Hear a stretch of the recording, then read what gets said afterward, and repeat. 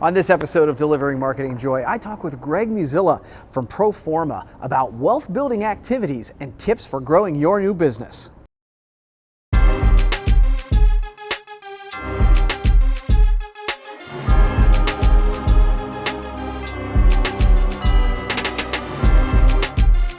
Hi there, and welcome to another edition of Delivering Marketing Joy. I am your host, Kirby Hasseman, and I am really excited today to be joined with founder of Proforma, Greg Muzzillo. And Greg, thanks so much for taking the time today. I really appreciate it.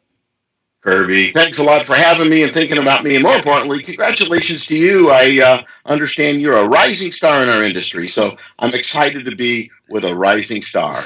Well, gosh, thanks a lot. I really appreciate you saying that. So I've got three questions for you today, Greg. The first one, as I'm kind of looking at it, you founded Proforma from a startup to this multinational, hugely successful company. What are some tips that you could give or some words of encouragement to entrepreneurs who are trying to starting a business today? Yeah, that's a great question. I think the first and most important one is dream very big, right? Number one, dream very big. I think number two would be go find and talk with some people that are already in the business.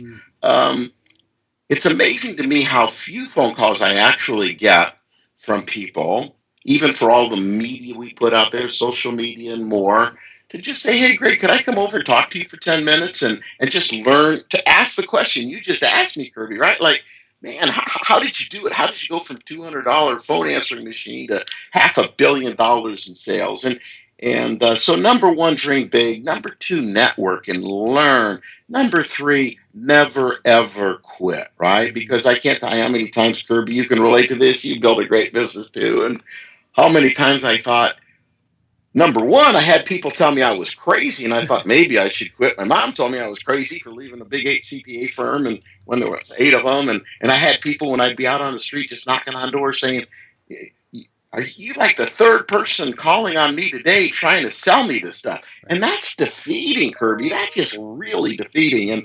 And so dream big, network, never give up. Don't ever listen to those naysayers, whether it's in your own head or anybody else's head. And probably the final one would be major in the majors. I think there's a lot of people in our industry that major in the minors. And I think it's critical for business to people to separate out what's the wealth building activity, what's the massively successful activity, and what's the other stuff that's just getting in my way or making me crazy, and major in the majors, and everything else will fall in place. Well, that's great advice, Greg. And it's funny because I think it leads well into my next question.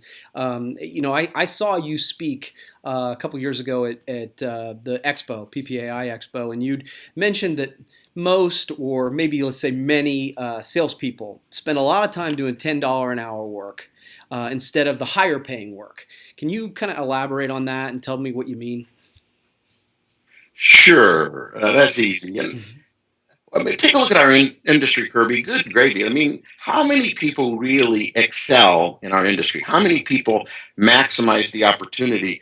Everybody that's in our industry, by our industry, I mean both promotional products and printing, right? They're all communication tools that people use. It's about a $300 billion industry. Everybody listening in, some people might think, well, I'm only in the promotional products business. And I think, well, are you nuts? Like, would you open up a McDonald's and say, well, you know what? We're only going to sell French fries. So when people pull up to the window, we're going to say, geez, I can't get you Big Mac, but I can get you French fries. And that's what it would be like, only selling one print or the other promo, because there's people pulling up to your window, meaning there's people that you have relationships with, right? Sales and marketing type people, human resources type people, operations type people, executive admin type people. They're buying promo and print, right? And they're ready to deal with a lot fewer vendors buying a lot more stuff. And so I think there's a lot of people maybe missing the ball there. But anyhow, what does it mean to focus on that 20 on the wealth building activity, not the $10 an hour stuff? Actually, with inflation, it's now been promoted to $20 an hour. Love it. Okay. So anyhow, if you own your own business in this industry, there are only four things that can make you massively wealthy. And everybody listening right now is within an hour's drive of $250 million in business to $2 billion in business in that industry we just described.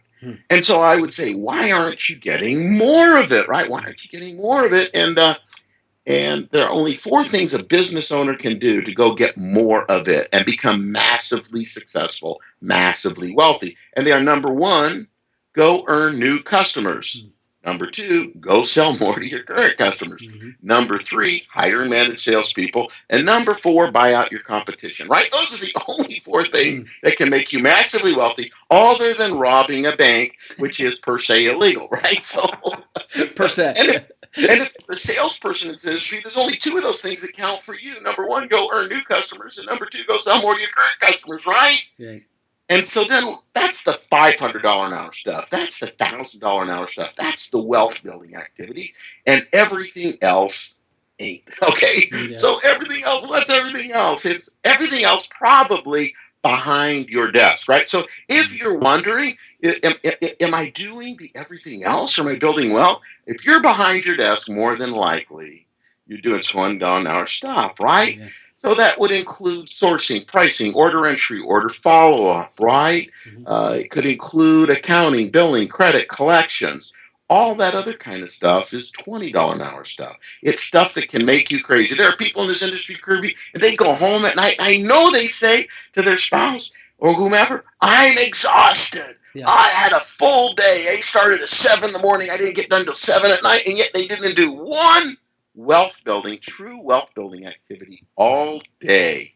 Our industry's full of folks who are spending a great deal of their opportunity, their time, their energy, and more on the non-wealth building activity rather than those four things. I call it majoring in the majors. Yeah, that's great advice. Great. When I saw you speak, the thing that I actually wrote it down, I still say it to my sales team, is you said, stop looking for money behind your desk. It's not there. It's a great quote. It's a great quote. Final question for you. Based on your level of success, I would think that some people might, hey, why doesn't Greg retire? Hasn't he done enough? What keeps you motivated? Well, first of all, what is retirement, right? I love doing what I do. So if you say, well, what do you enjoy doing? I think that most business owners should think about building what I would call a lifestyle business. So most business owners think, Kirby, that they only have two options. They see life as, I'm either going to grow my business till I make myself crazy, or I'm going to sell my business, right? Most business owners think those are the only two options, and yet there's a third option, and we work on this with many of our pro forma owners, and it's building a lifestyle business. It's somewhere in between selling my business and working like a mad dog in the business. And so we say to our people, you really own your own business if you can fly to Hawaii for a month and tell somebody else where to send the check. Most people in our industry can't do that. So most people in our industry that say they own their own business really kind of own a job. And some of them even own a bad paying job because that's what they built for themselves, right? Yeah. And so the key for me in my life, you've asked the question about me. The key for me is I want to build a lifestyle business. I love some of what I do in this business, Kirby. Right. Most importantly, I love watching our owners become successful. This year alone, we've had 3 of our owners who just started with us within the last 12 to 15 months advance to multi-million-dollar club. They went from 0 with us to over $2 million a year. And at least 2 of them, and maybe all 3 of them next year, are going to be in $5 million club because they're already on pace to sort of do that. That's pretty unusual. Usually people join us and they get to $1 million club and then multi-million dollar club. And then we have 5, 10 and 25 million. And then nobody getting 50, although we've got a guy at 30 chasing it hard, That's husband awesome. and wife team chasing it hard. But I love that. People that come up to me at our convention, at $1 Million Club, at our regional planning retreats, and they hug me and they say, Greg, thank you. You've changed my life. And I love that. It's a part of the essence of who I am, trying to help people become massively successful. And so I couldn't see, and we've been offered stupid money, Kirby. It's a frothy time out there and in the market with lots of money. And I just couldn't see never doing pro forma again. Or I couldn't see doing pro forma for somebody I'd have to report to. Mm-hmm. I'm not employable, right? I've been fired too many times by other people. So I love doing what I do. I just want to be able to do it on my terms. I want to be able to do it when I'm in Italy. My wife and I enjoy traveling, and so we love going to Europe for several months, or when I'm in Vegas for some extended time, get involved in some poker tournaments, or just turning it all off and going out fishing with the family, or visiting my grandchildren, or whatever it might be. But I think sometimes that question sort of comes out of many people thinking you've only got two choices: keep working like a dog, right? Or sell the business and go golf or fish or whatever. And there's really something in between, and it's building a lifestyle business. And I am having a ball building a lifestyle business, being able to do what I want, when I want, from wherever in the world I want. That's great stuff, and that's inspiring, Greg. So I appreciate that. Well, those are my three questions. One of the things I give everybody an opportunity to do is ask me one question, and it's no holds barred. So you can ask me anything you want, and I'll turn it over to you. Well, Kirby, okay. Thank you for that opportunity. So I wouldn't be Greg Muzzillo. I wouldn't be the driving force behind building Proforma and recruiting if I didn't ask you, Kirby, why haven't we talked to you about your opportunities with Proforma and how whether or not we could make you massively successful? Because that's who Greg Muzzillo is. That's who my wiring is. And I believe most people, Kirby, only have two choices: keep doing what you're doing or do something different. Mm-hmm. And so, in all candor, that's what I ask every business owner. Why haven't we talked about how, maybe, I don't know, we could make you even more massively successful? Tough question, though, for a rising star. Gosh, I appreciate that, Greg. I really do. That's super flattering. And one of the things that I think when you are in this industry, I think looking at modeling yourself after some of the successful folks who have gone before you is something that I'm really passionate about, and so I'm really flattered that you'd consider it. But yeah, I look to the Proformers of the world, the folks who've built great businesses, as a model, quite frankly, for what we're trying to build here. And so it's pretty cool. And I love what you're saying about trying to help other people be successful, because if you do that, then you'll be successful. And I think that's an awesome philosophy, and I hope, I hope someday I'll be on the other end of an interview like this, being able to say it just like you. So you still haven't answered my question, but that's all right. We're going to reconnect. We're coming after you, man. We're coming after you with loaded guns. But it wouldn't be Greg Muzzillo if I just didn't keep pushing. And sometimes I push people over the edge. But no, it's good stuff. Great man. Chatting with you. Great chatting with you. You've been a lot of fun to visit with. I really appreciate it, Greg, and thanks for taking the time. And we'll have to do it again, okay? All righty. All right, thanks. And that wraps up another edition of Delivering Marketing Joy. We will see you next time. Thanks for watching, but wait! Can you do me a favor? Please subscribe to my channel if you haven't done it already.